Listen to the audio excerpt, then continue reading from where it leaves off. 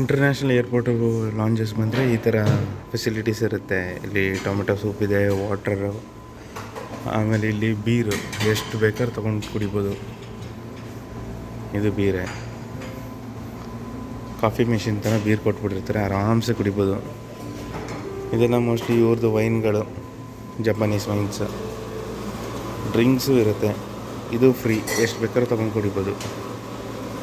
ಆಗಿಬಿಟ್ರೆ ಈ ಥರ ಕೋಲ್ಡ್ ಡ್ರಿಂಕ್ಸ್ ಮಾಡದೇ ಇರೋರಿಗೆ ಈ ಥರ ಕೋಲ್ಡ್ ಡ್ರಿಂಕ್ಸ್ ಇರುತ್ತೆ. ಆಮೇಲೆ ಕಾಫಿ, ಇದರಲ್ಲಿ ಡಿಫ್ರೆಂಟ್ ಟೈಪ್ಸ್ ಆಫ್ ಕಾಫೀಸ್ ಇದೆ.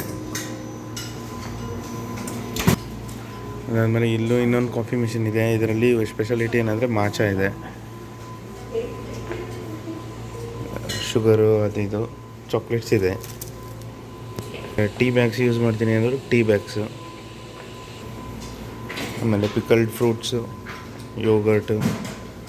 ಇದು ಗ್ರೇಟೆಡ್ ಪೈನಾಪಲ್ ಸಾಸ್ ಅಂತ ಇದೆಯಪ್ಪ, ಫಸ್ಟ್ ಟೈಮ್ ನೋಡ್ತಾ ಇರೋದು. ಆಮೇಲೆ ಮೀಸೋ ಸೂಪು, ಸೋಯಾಬೀನ್ದು.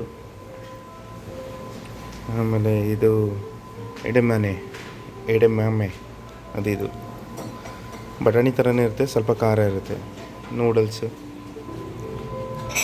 ಸಲಾಡ್ಸ್ ಇರುತ್ತೆ. ಇದು ಬಾರ್ಲಿದು, ಇದನ್ನು ವೆಜ್ಜೀಸ್, ಸೊಪ್ಪು, ಸ್ವಲ್ಪ ಬ್ರೋಕ್ಲಿ, ಕಾರ್ನ್, ಕ್ಯಾರೆಟ್. ಇದು ಸಾಸಸ್ಸು.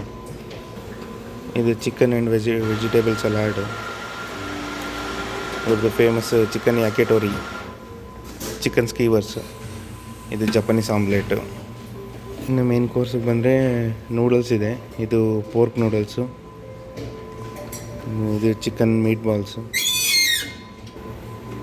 ಇದು ಸೋಯಾಬೀನ್ ವೇಗನ್ ಪಾಸ್ತಾ, ಇದು ಪೋರ್ಕ್ ಕಟ್ಲೆಟ್, ಪೋರ್ಕ್ ಸಾಸೇಜ್, ಇದು ಸ್ಕ್ರ್ಯಾಂಬಲ್ಡ್ ಎಗ್ಸ್. ಕೆಚಪ್ಪು ಮತ್ತು ಸಾಸ್ ಎಲ್ಲ ಇರುತ್ತೆ. ಇದು ಸೋಯಾಬೀನ್ ಕೀಮಾ ಕರಿ ಅಂತೆ, ವೇಗನ್ನು. ಇದು ಬೀಫ್ ಕರಿ.